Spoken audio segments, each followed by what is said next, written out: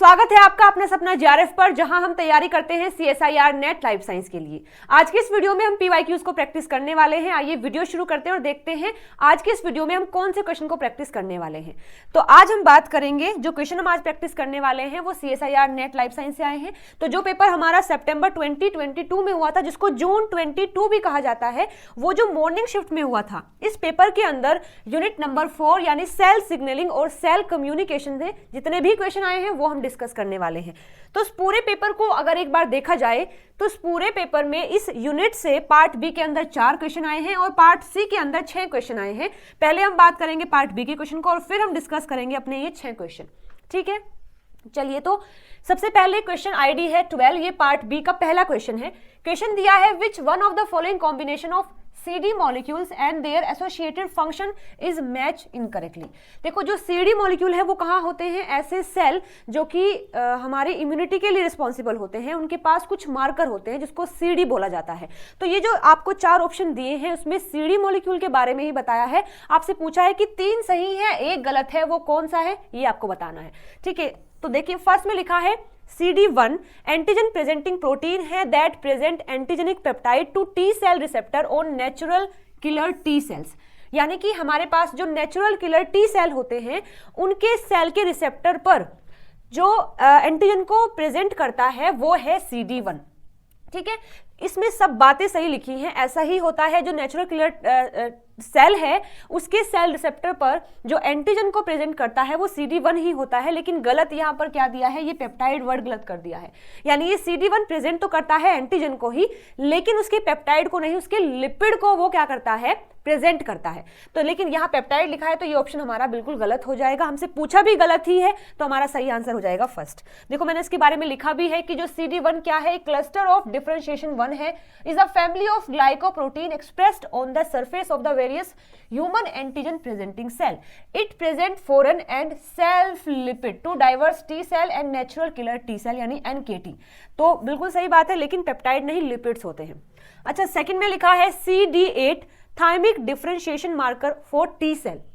आप जानते होंगे कि टी सेल में 2 टाइप होते हैं, TC होता है और TH होता है। तो उसमें जो TC है उसके पास मार्कर जो है वो CD8+ होता है और TH के पास होता है CD4+।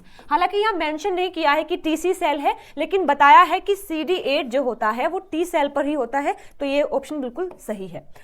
थर्ड में लिखा है CD11A जो होता है एक मेम्ब्रेन ग्लाइकोप्रोटीन है that provide cell to cell adhesion by interaction with ICAM1 intracellular adhesion molecules 1।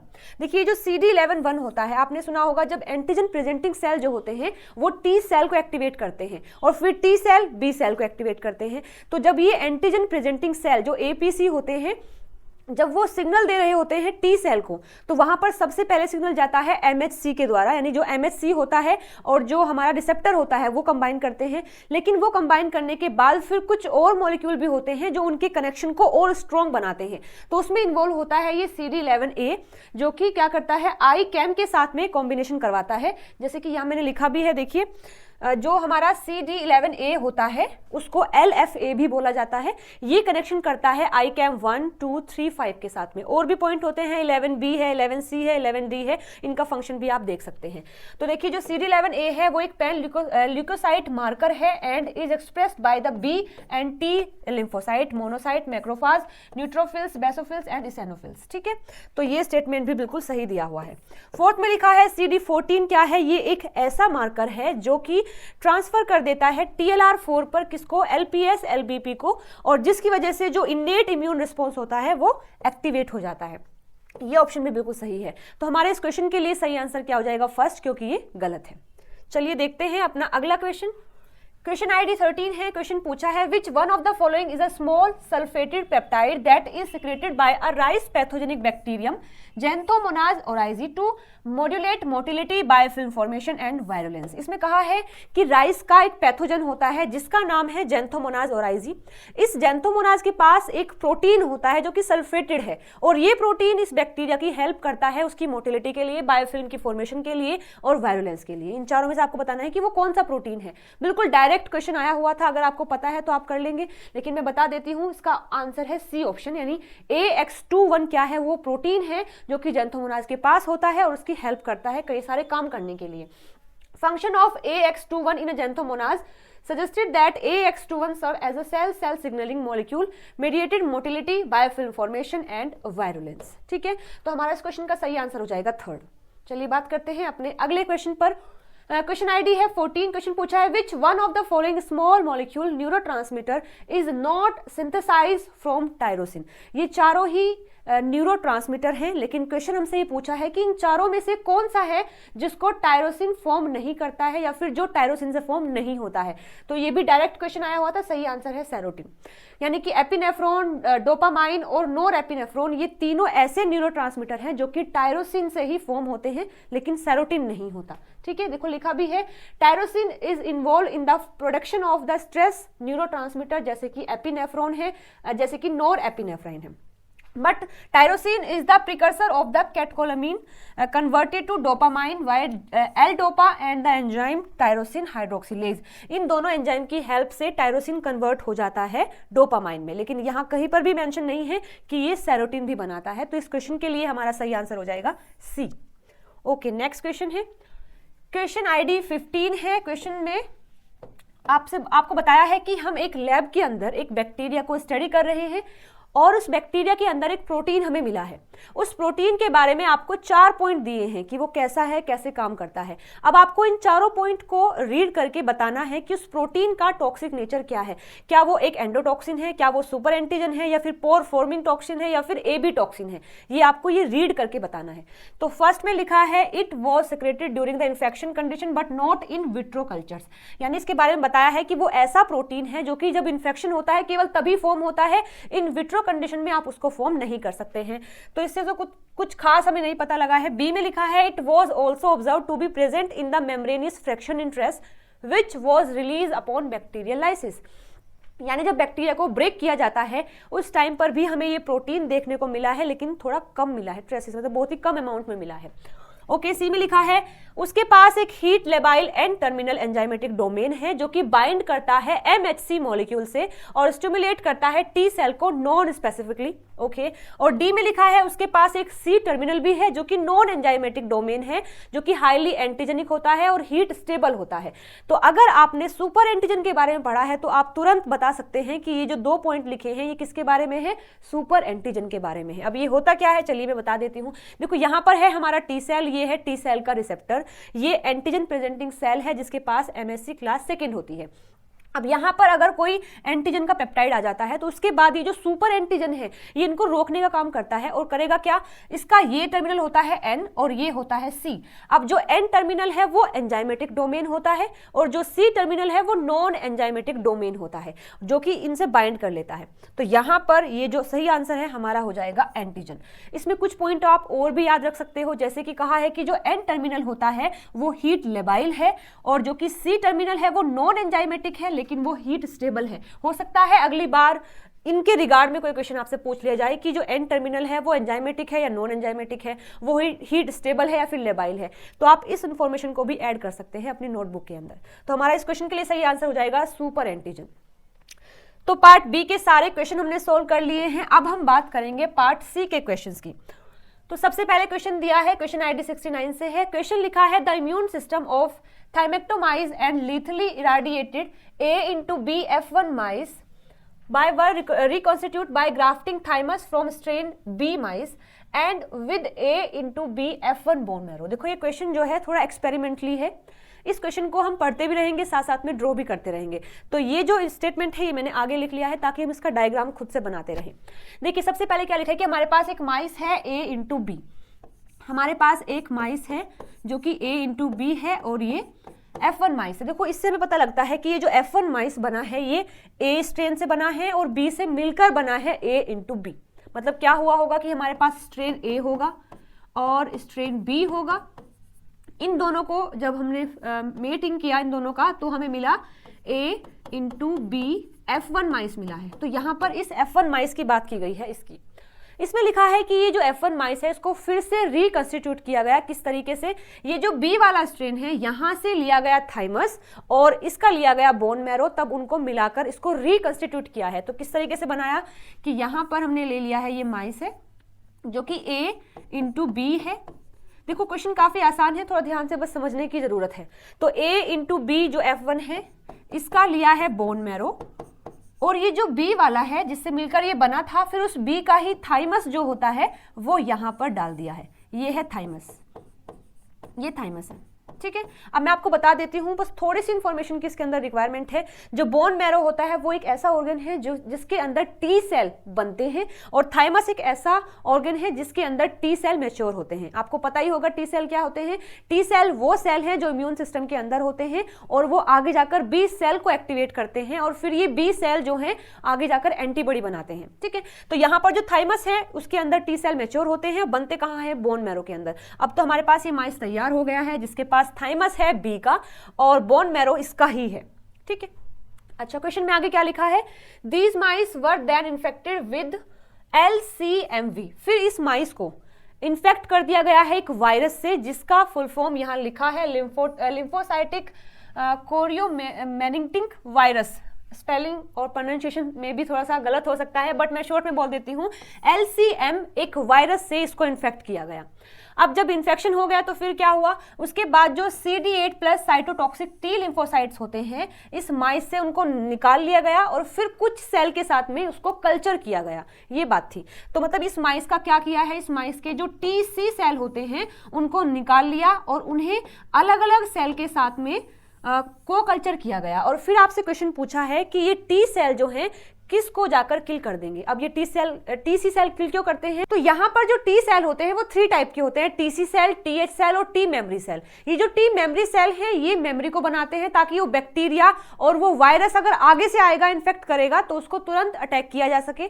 जो TH सेल होते हैं यानी कि जो हेल्पर टी सेल है उनका काम होता है आगे जाकर बी सेल को एक्टिवेट करना ताकि वो बी सेल उस बैक्टीरिया या फिर वायरस के रिगार्ड में एंटीबॉडीज बना सके। और ये जो TC सेल होते हैं जिनको साइटोटॉक्सिक टी सेल बोलते हैं, इनका काम है अपने ही सेल को किल करना।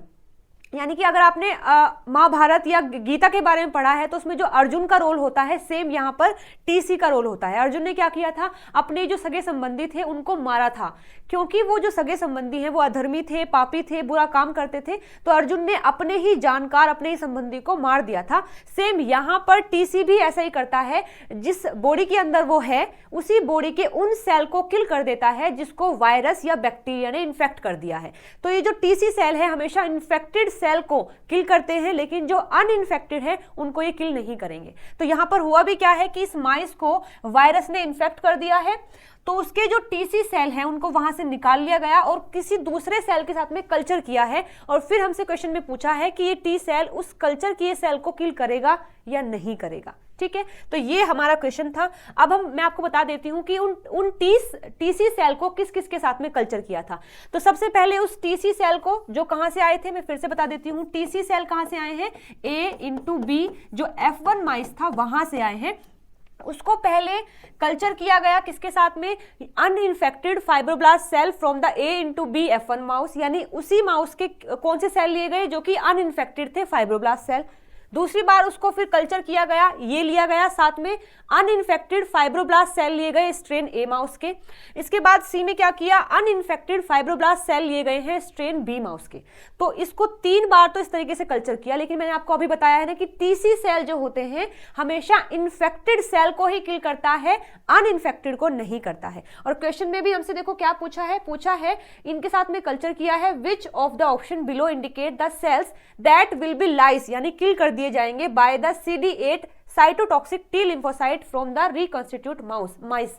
यानी जो हमने रिकंस्टिट्यूट किया है उस माइस से हमने जो टीसी सेल लिए हैं, अगर हम उनके साथ में कल्चर करते हैं तो वो कौन से सेल को किल करेगा। तो देखो ए को नहीं करेगा, बी को भी नहीं करेगा, सी को भी नहीं करेगा, क्योंकि टीसी सेल केवल इन्फेक्टेड सेल को ही किल करता है, अनइन्फेक्टेड को नहीं करता।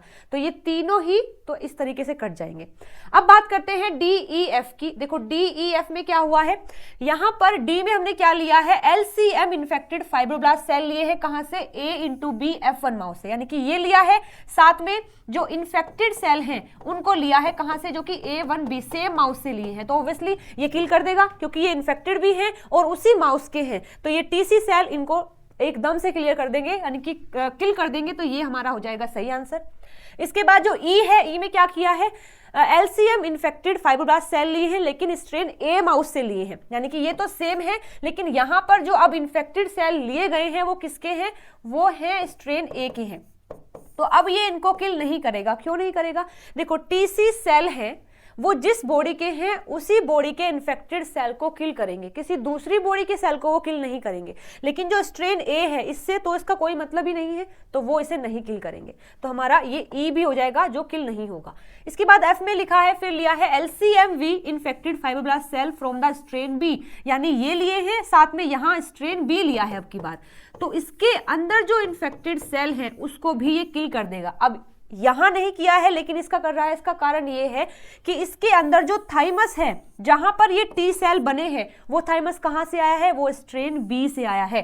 तो वो थाइमस के जो टीसी सेल हैं वो स्ट्रेन बी के सेल को रिकॉग्नाइज कर लेंगे, क्योंकि थाइमस भी तो यहां से ही आया है और थाइमस के अंदर ही टीसी सेल बनते हैं। तो ये जो टीसी सेल हैं वो किस किस को किल करेंगे, जो इसी माइस के इन्फेक्टेड सेल है उनको किल करेंगे, और इसके पास जो थाइमस आया है उसके जो इन्फेक्टेड सेल है उनको किल करेंगे। बाकी ये किसी को भी किल नहीं करेंगे, आइदर वो इन्फेक्टेड हो या फिर अनइन्फेक्टेड हो। तो ये ऑप्शन हमारा सही हो जाएगा। तो डी और एफ इसका सही आंसर है, यानी कि जो थर्ड ऑप्शन है will be the right answer for this question. I hope आपको ये समझ आया होगा हमने किस तरीके से किया है। चलिए अभी बात करते हैं अपने अगले क्वेश्चन की। ये क्वेश्चन आया हुआ है कैंसर का क्लासिफिकेशन से क्वेश्चन है। यहाँ पर आपको ट्यूमर का टाइप दिया गया है, यहाँ पर उसका नेमिंग दिया गया है। तो देखो, a tumour that has arise from endodermal tissue, मैंने इसके बारे में सब कुछ पढ़ा रखा है आपको, और उस पर मैंने एक डिटेल लेक्चर भी बनाया है कैंसर के ऊपर, उसका लिंक मैं डिस्क्रिप्शन में दे दूंगी, अगर आपको पढ़ना होगा तो आप वहां से पढ़ सकते हैं। ठीक है, इस क्वेश्चन के लिए जो हमें बातें याद रखनी है वो ये है कि देखो, ट्यूमर का टाइप किसके बिहाफ पर, ओरिजिन के बिहाफ पर, यानी अगर जो नॉर्मल सेल है किसके, एंडोडर्म के, एक्टोडर्म के जो एपिथेलियल सेल हैं, अगर वो कन्वर्ट हो जाते हैं कैंसर सेल में तो उसको हम बोलते हैं कार्सिनोमा। अब अगर मीजोडर्म के जो सेल हैं वो कन्वर्ट हो गए हैं कैंसर सेल में तो उनको हम बोलते हैं कि वो उसने सार्कोमा कर दिया है। अब अगर हेमेटोपोइटिक जो सेल होते हैं जो कि WBC होते हैं, उनमें अगर वो कन्वर्ट हुए हैं कैंसर सेल में, उसने अगर कैंसर किया है तो उसको हम बोलते हैं ल्यूकीमिया। और ल्यूकीमिया का एक पॉइंट और इंपॉर्टेंट है जो आपको याद रखना है कि ये कभी भी सॉलिड मास में ग्रो नहीं करते, यानी कि वो एक जगह ही ग्रो नहीं करते रहते हैं, पूरी बॉडी के अंदर फैलते हैं। ठीक है, तो ये बातें अगर आपको याद है तो ये क्वेश्चन आराम से हम सोल्व कर लेंगे। इसमें लिखा है कि एंडोडर्मल टिश्यूज में अगर ट्यूमर होता है तो उसे आप क्या कहोगे, अभी हम पढ़ के आए हैं, उसे हम कहते हैं carcinoma. Cancer cell arise from haematopoietic stem cell that do not grow as a solid tumour, इसका आंसर क्या हो जाएगा, ल्यूकीमिया। यानी कि ए का क्या है, सेकंड है, और बी का क्या है, फोर्थ है। ए का सेकंड और बी का फोर्थ, अभी तक तो हमें केवल इस ऑप्शन में ही देखने को मिल रहा है। फिर कहा है permanent change in the genome of a cell that result in abnormal growth, यानी कि जब एक नॉर्मल सेल कन्वर्ट होता है एक कैंसर सेल में तो उस प्रोसेस को हम बोलते हैं ट्रांसफॉर्मेशन, और जो कैंसर सेल बना है उसको हम ट्रांसफॉर्म्ड सेल भी बोल सकते हैं। तो जब एक नॉर्मल सेल परमानेंटली करने लगे अब नॉर्मल ग्रोथ तो उसे बोलते हैं ट्रांसफॉर्मेशन, यानी सी का क्या हो जाएगा, सी का है फोर्थ। यहाँ पर सी का फोर्थ भी दिया हुआ है। A tumour that has arise from mesodermal connective tissue, उसको बोलते हैं सार्कोमा, यानी इसका क्या हो जाएगा, थर्ड। तो हमारा जो सेकंड ऑप्शन है will be the right answer for this question. चलिए आगे बात करते हैं अपने अगले क्वेश्चन पर। ओके, ये भी बातें आप याद रख सकते हैं कि अगर नर्व सेल में होता है तो उसको न्यूरोब्लास्टोमा कहते हैं, अगर ब्लड वेसल्स में होता है इसको लिम्फोसार्कोमा कहते हैं, अगर WBC में होता है इसको ल्यूकीमिया कहते हैं, अगर एपिथेलियल सेल में है तो उसको कार्सिनोमा कहते हैं, अगर जर्म सेल में हो जाता है तो उसको ट्रेटोकार्सिनोमा बोलते हैं, अगर गिलियल सेल में होता है तो उसको ग्लियोब्लास्ट बोलते हैं, अगर बोन में होता है तो उसको ओस्टियोसार्कोमा बोलते हैं, अगर फैट सेल, मसल सेल्स जो कनेक्टिव टिश्यूज होते हैं उनमें अगर कैंसर होता है तो उसको सार्कोमा बोलते हैं। ये एक एडिशनल इंफॉर्मेशन है जो आप इसको नोट डाउन कर सकते हैं। अच्छा, तो नेक्स्ट क्वेश्चन हमें दिया है, क्वेश्चन आईडी है 71। क्वेश्चन है following statement are made about some of the abnormally expressing protein in human cancer, यानी ह्यूमन के अंदर जब कैंसर होता है तो कुछ प्रोटीन अब नॉर्मल बिहेव करने लगते हैं, उसके रिगार्ड में आपको 4 स्टेटमेंट दिए हैं और पूछा है कौन कौन से स्टेटमेंट यहाँ सही है। चलिए, तो फर्स्ट में लिखा है increase telomerase expression always contribute to increase cell death in cancer cell, यानी कि कैंसर सेल के अंदर अगर टेलोमेरेज की एक्टिविटी इंक्रीज हो जाती है तो वो उसकी सेल डेथ करवा देता है। ये स्टेटमेंट बिल्कुल गलत है। क्योंकि मैंने आपको पढ़ाया भी है कैंसर बायोलॉजी के अंदर कि जब टीलोमेरेज एक्टिविटी इंक्रीज होती है तो सेल का जो सर्वाइवल है वो इंक्रीज हो जाता है, तो फिर उसकी डेथ नहीं होती। लेकिन यहाँ बिल्कुल उल्टा लिखा है कि अगर ये इंक्रीज होगा तो डेथ हो जाएगी, तो ये स्टेटमेंट हमारा गलत है। अच्छा, बी में लिखा है over production of anti apoptotic protein BCL2 can lead to inappropriate cell survival and is associate with in the chronic lymphoblastic leukaemia. यानी कि जो CLL है वो कब होता है, जब किसी सेल के अंदर जो एंटी एपोप्टोटिक प्रोटीन होते हैं उनका ओवर प्रोडक्शन हो जाता है। एपोप्टोटिक प्रोटीन वो हैं जो सेल की डेथ कराते हैं और एंटी एपोप्टोटिक प्रोटीन वो हैं जो सेल की डेथ नहीं होने देते। तो अगर उन प्रोटीन का कंसंट्रेशन सेल के अंदर ज्यादा हो जाएगा जो कि सेल डेथ नहीं करने देते हैं, तो उस सेल का कभी भी डेथ नहीं होगा, वो सर्वाइवल में रहेगा, यानी कि वो सर्वाइव करता रहेगा और जिस वजह से वो लगातार ग्रोथ करता रहेगा, डिवाइड करता रहेगा और वहां पर ये जो क्रोनिक लिम्फोब्लास्टिक ल्यूकीमिया है वो हो जाता है। तो हमारा ये ऑप्शन बिल्कुल सही है। सी में लिखा है the E5, E6 and E7 protein encoded by human papilloma virus are tumour suppressors. ये बात भी गलत है। देखो, जो ह्यूमन पेपिलोमा वायरस होता है HPV, उसके पास कुछ सब यूनिट्स होती हैं, जैसे कि E5 है, E6 है, E7 है। इनका काम होता है, ये जो ह्यूमन पेपिलोमा वायरस है इसका काम है कैंसर करना। तो सबसे पहले इनकी जो सब यूनिट है वो कैंसर, जो ट्यूमर सप्रेसर जीन होते हैं जो ट्यूमर नहीं होने देते, सबसे पहले ये उनको ही किल कर देते हैं, उनकी एक्टिविटी को ही रोक देते हैं। लेकिन यहाँ पर लिखा है ये ऑलरेडी क्या है, ट्यूमर सप्रेसर है, तो ये बात गलत है। ये ट्यूमर सप्रेसर नहीं है बल्कि ये ट्यूमर सप्रेसर को रोकते हैं, तो ये स्टेटमेंट हो जाएगा हमारा गलत। डी में लिखा है ओवर एक्सप्रेशन अगर हो जाए साइक्लिन D1 का और लॉस हो जाए P16 का और RB का, can cause inappropriate unregulated passes through the restriction point in late G1। यानी कि अगर साइक्लिन D1 का ओवर एक्सप्रेशन हो गया, ये क्या है, साइक्लिन D1 एक ऐसा प्रोटीन है जो कि सेल साइकिल को रेगुलेट करता है, सेल साइकिल को रन करने में हेल्प करता है। और ये जो P16 है, RB है, ये ऐसे प्रोटीन है जो कि सेल साइकिल को रोकते हैं, अरेस्ट करते हैं। तो अगर इसका हुआ है ओवर प्रोडक्शन जो सेल साइकिल करवाता है और इनका हुआ है लॉस जो कि सेल साइकिल को रोकते हैं, तो वहां पर क्या होगा, इनएप्रोप्रिएट यानी अच्छी नहीं होगी, साथ साथ अनरेगुलेटेड वहां पर सेल साइकिल चलती रहेगी। तो ये बात बिल्कुल सही है। तो यानी यहाँ पर B और D हमारा सही आंसर है और B D दिया है थर्ड ऑप्शन में, तो third will be the right answer. चलिए बात करते हैं अगले क्वेश्चन पर। क्वेश्चन ID है 72। क्वेश्चन में दिया है there are many super families of adhesion protein which play a central role in cell to cell adhesion in animals. IG super family protein are one such adhesion protein. Which one of the following statement about IG super family protein is incorrect? देखो, मैंने आपको बताया था कि cell क्या होते हैं, solid surface पर ग्रो करते हैं, साथ साथ वो क्या करते हैं, एक दूसरे के साथ में भी कनेक्शन बनाते हैं। तो उस कनेक्शन को बनाने के लिए वहां पर कुछ एडेशन मॉलिक्यूल्स होते हैं, उसमें से ही एक होता है IG सुपर फैमिली, जो कि उसका ही एक पार्ट है। तो यहाँ आपको 4 स्टेटमेंट देके रखी है IG सुपर फैमिली के रिगार्ड में, आपसे पूछा है कौन सा इनकरेक्ट है। ठीक है, तो सबसे पहले मैं आपको बताऊंगी सेकंड स्टेटमेंट के बारे में। These are called IG super family because they contain one और more extra cellular IG like domain that are characterized of antibody molecules। इनको IG सुपर फैमिली क्यों कहा है, क्योंकि उनके पास कुछ ऐसे डोमेन होते हैं रिपीटेड मैनर में जो कि किसकी तरह दिखते हैं, एंटीबॉडी मॉलिक्यूल की तरह दिखते हैं। ये बात बिल्कुल सही है। देखो, मैं यहाँ बता सकती हूँ कि जो इम्यूनोग्लोबुलिन सुपर फैमिली है जिसको IG कहते हैं, IG super family cell adhesion molecule IGSF CAMs, IGSF CAMs are cell surface glycoprotein, यानी कि सेल की सरफेस पर प्रेजेंट होते हैं IG और क्या होते हैं, ग्लाइकोप्रोटीन होते हैं।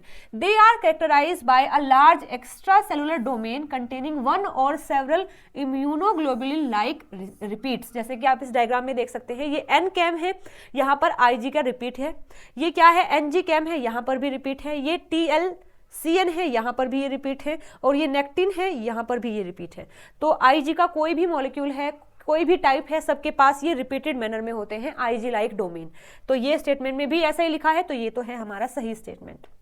ओके, आगे लिखा है the white blood cell protein recognised by endothelial cell integrin are called ICAM यानी इंट्रासेलुलर सेल एडेशन मॉलिक्यूल और VCAM यानी वस्कुलर सेल एडेशन मॉलिक्यूल। देखो, ये जो ICAM है, ये जो VCAM है, ये IG सुपर फैमिली के फर्दर टाइप होते हैं। तो इस क्वेश्चन में लिखा है कि जो व्हाइट ब्लड सेल है उनके पास एक प्रोटीन होता है और ये प्रोटीन रिकॉग्नाइज करता है एंडोथेलियल सेल के पास जो इंटीग्रिन है उसको।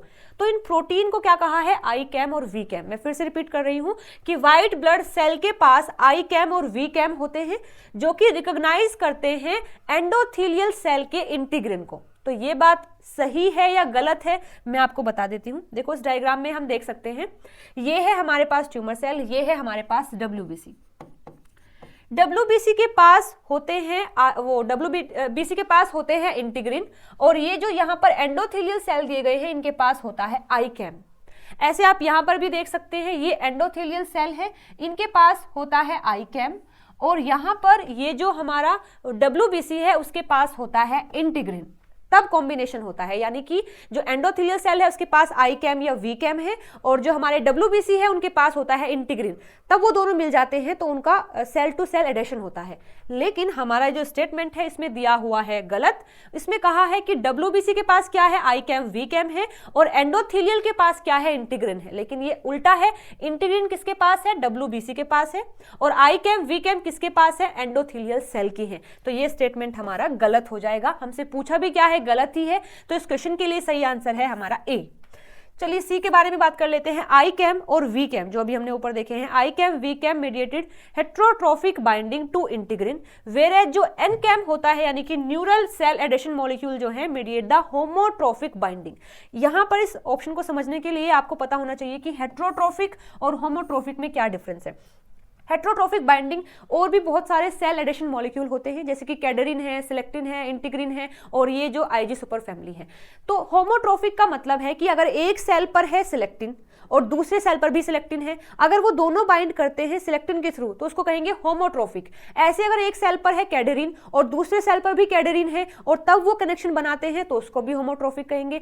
लेकिन अगर एक सेल पे कैडरिन है और दूसरे सेल पर सिलेक्टिन है और जब वो कॉम्बिनेशन बनाते हैं तो उसको बोलते हैं हेट्रोट्रोफिक। यानी अगर दोनों एडिशन मॉलिक्यूल सेम सेम है, वो कुछ भी हो सकते हैं, सेम सेम अगर है तो होमोट्रोफिक, अगर डिफरेंट डिफरेंट है तो हेट्रोट्रोफिक। इसमें कहा है कि जो आई कैम होता है, वी कैम होता है, वो हेट्रोट्रोफिक करता है किसके साथ में, इंटीग्रिन के। तो बिल्कुल सही बात है। ये क्या है, सुपर फैमिली है, आईजी सुपर फैमिली है, और ये कोई दूसरा इंटीग्रिन है। तो अगर ये इसके साथ में कॉम्बिनेशन बनाते हैं, अभी ऊपर भी हमने देखा है बनाते हैं, तो ये हेट्रोट्रोफिक करते हैं। यहां तक तो बिल्कुल सही है। आगे लिखा है कि जो एन कैम है यानी कि ऐसा आईजी सुपर फैमिली जो कि एन कैम होता है वो हमेशा होमोट्रोफिक करता है। ये बात भी बिल्कुल सही है। जैसे देखो इस डायग्राम में यहां पर ये जो है, यहां पर हमने क्या लिया है, ये आई कैम है और सॉरी ये वी कैम है और ये इंटीग्रिन है। तो वी कैम और इंटीग्रिन क्या है, डिफरेंट डिफरेंट फैमिली से आते हैं, डिफरेंट डिफरेंट एडिशन मॉलिक्यूल हैं, तो ये करते हैं हेट्रोट्रोफिक।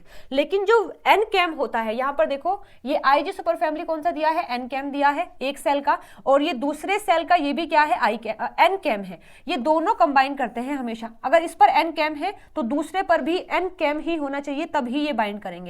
लेकिन जो दूसरे होते हैं, देखो यहाँ पर कैडरिन है, इसने कैडरिन किया है, यहाँ पर भी कैडरिन है, तो ये भी होमोट्रोफिक है। लेकिन यहाँ पर ये इंटीग्रिन है और ये फाइब्रोनेक्टिन है, तो ये हेट्रोट्रोफिक है। यहाँ पर ये पी सिलेक्टिन है और ये क्या है, शुगर का मॉलिक्यूल है, ग्लाइकोप्रोटीन है। यहाँ पर अगर कॉम्बिनेशन है तो ये क्या है, ये भी हेट्रोट्रोफिक है। लेकिन यहाँ पर जो एन कैम होता है वो हमेशा कैसा करता है, होमोफिलिक या फिर होमोट्रोफिक करता है। तो ये स्टेटमेंट इस तरीके से हो जाएगा हमारा सही, कि ऐसा ही होता है। सी हमारा सही है। अच्छा, डी में लिखा है they contain large quantity of sialic acid which inhibit the adhesion by charge based repulsion contributing to fine tuning of cell adhesion.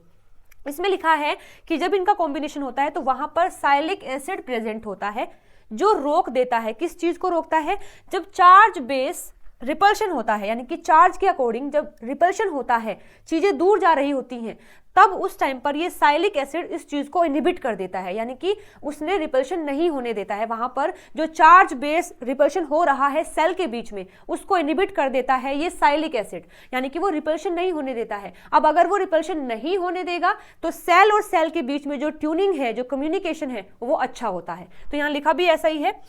तो अगर वो ऐसा करता है, यानी कि इस रिपल्शन को इनहिबिट कर देता है, तो वो कंट्रीब्यूट करता है for the fine tuning of cell adhesion. तो ये स्टेटमेंट भी बिल्कुल सही है। तो गलत पूछा है, गलत ए है, तो सही आंसर ए हो जाएगा। ठीक है, चलिए आगे बात करते हैं नेक्स्ट क्वेश्चन पर। ओके, क्वेश्चन आईडी 73 है। क्वेश्चन दिया है इंटरफेरन अल्फा, बीटा और gamma are cytokines produce and secreted by the animal cell after infection by virus. यानी जब एक एनिमल सेल वायरस से इन्फेक्ट हो जाता है तो उस टाइम पर वो सिक्रेट करता है कुछ साइटोकाइन्स को, और मतलब बनाता भी है और सिक्रेट भी करता है। उन साइटोकाइन का नाम दिया गया है यहाँ पर interference alpha, beta, gamma. Which one of the following statement about interference is incorrect. तो ये जो अल्फा बीटा गामा दिया है उनके रिगार्ड में यहाँ आपको 4 स्टेटमेंट देके रखी हैं, पूछा है कौन सा गलत है। चलिए रीड करते हैं first statement. When mammalian cells are incubate with different interference, activation of STAT, signal transducer and activators of transcription link stimulation of cell surface receptor with gene expression। यानी कि हम जब एक मेमेलियन सेल को incubate करते हैं, यानी को कल्चर करवाते हैं किसके साथ में, इन इंटरफेरेंस के साथ में, तो ये क्या करते हैं, ये एक्टिवेट कर देते हैं स्टेट को, जो जैक स्टेट पाथवे होते हैं उसको एक्टिवेट कर देते हैं। फिर उसके एक्टिवेशन के कारण वहां पर जीन का एक्सप्रेशन होता है। ये बात बिल्कुल सही है। देखो मैं बता देती हूँ, अगर साइटोकाइन आया है, ग्रोथ फैक्टर आए हैं या फिर पेप्टाइड आए हैं, तो वो एक्टिव करते हैं जैक को और एनआरटी के जो पाथवे है, जो रिसेप्टर है, उसको एक्टिवेट करते हैं। फिर जब ये एक्टिवेट हो जाते हैं तो फिर यहाँ पर एक स्टेट होता है जो आगे जाकर फंक्शन करेगा, उसको ये फोस्फोराइलेट कर देते हैं, यानी फोस्फेट यहाँ पर ऐड कर देते हैं। जैसे ही फोस्फेट ऐड होता है फिर ये स्टेट क्या करता है, डाइमराइजेशन कर लेता है, यानी कि अपनी ही दूसरी यूनिट से बाइंड कर जाता है, और फिर बाइंड करने के बाद ये जाता है न्यूक्लियस के अंदर और फिर वहां पर जीन का एक्सप्रेशन कराता है। बिल्कुल सेम वहां पर भी ऐसा ही लिखा है, तो ये स्टेटमेंट हमारा सही हो जाएगा। ट्रू में लिखा है increase in the expression of gene after addition of IFNA result only after activation of the interference stimulated response element. यानी कि देखो हमारे पास डीएनए पर एक ऐसा एलिमेंट है जो किसके आने से एक्टिव होता है, इंटरफेरेंस के आने से एक्टिव होता है। तो उस इंटरफेरेंस से जो प्रोटीन बनता है उसमें इंक्रीज कब होगा, जब इस एलिमेंट का एक्सप्रेशन होगा। तो ये बात भी बिल्कुल सही है, ऐसा ही होता है।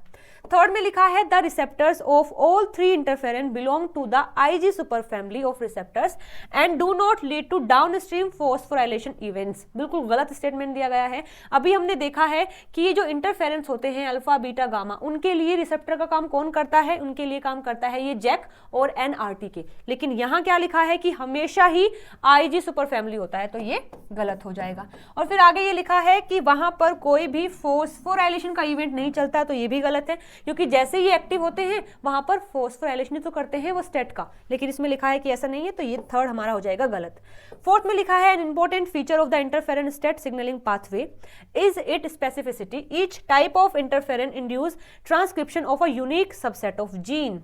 यानी कि हमने जो पढ़ा है अल्फा बीटा गामा, ये तीनों अलग अलग टाइप के जीन को एक्टिवेट करते हैं, इसीलिए तो इनका नाम अल्फा बीटा गामा है। अगर ये एक ही काम कर रहे होते, एक ही जीन को अगर ये एक्टिवेट कर रहे होते, तो हमें अल्फा बीटा गामा नेमिंग करने की जरूरत नहीं थी। अब इनके फंक्शन अलग हैं, ये अलग अलग जीन को एक्टिवेट करते हैं, अलग अलग प्रोटीन बनाते हैं, इसी वजह से इनके नेमिंग भी डिफरेंट है। और यहाँ पर ये बात ही लिखी है कि वो अलग अलग टाइप के जीन को एक्सप्रेशन में हेल्प करते हैं। हमसे पूछा क्या है, गलत, और गलत है हमारा थर्ड ऑप्शन।